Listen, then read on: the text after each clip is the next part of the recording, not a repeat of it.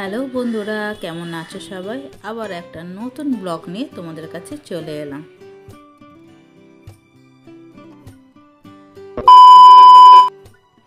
আজ সকালে জল খাবার নিয়েছি, জল মুড়ি। আজকে আর টিফিন করতে ইচ্ছা করলো না। ওর বাবা অফিসে বেরিয়ে গেছে, ভাত খেয়ে গেছে।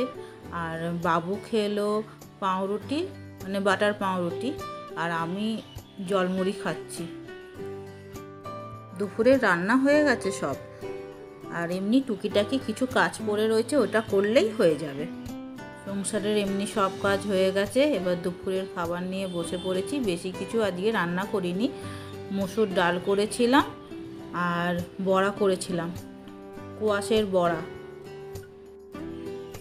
আর নিয়েছি সঙ্গে একটা পেঁয়াজ। কোয়াশের বড়াগুলো খেতে কিন্তু খুব সুন্দর হয়েছিল।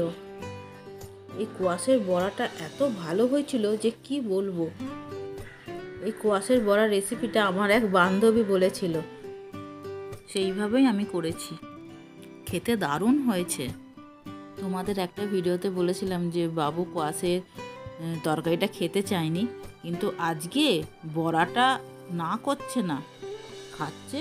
আর দারুণ দারুণ করছে। এই কোয়াশের রেসিপিটা তোমরা যদি কেউ দেখতে চাও তাহলে আমার শর্ট ভিডিওতে দেওয়া রয়েছে, তোমরা দেখে নিতে পারো।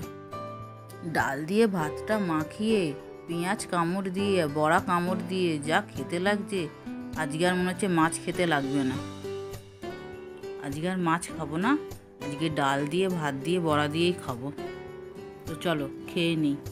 আর এই দেখো, মাছের ঝোল করেছিলাম আলু দিয়ে আর বিনস দিয়ে।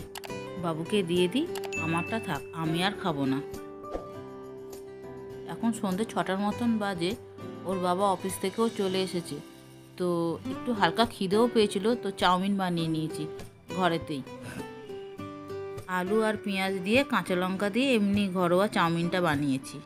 সন্ধ্যেবেলা ভারী কিছু খেয়ে নিলে রাতে আর খিদে থাকে না। ওদের দুজনাকে 2টো রুটি আর আলু ভাজা করে দেবো, ওদের খাওয়া হয়ে যাবে। আজকের মতন ভিডিওটা এখানেই শেষ করছি। তোমরা ভালো থেকো, সুস্থ থেকো আর সাবধানে থেকো।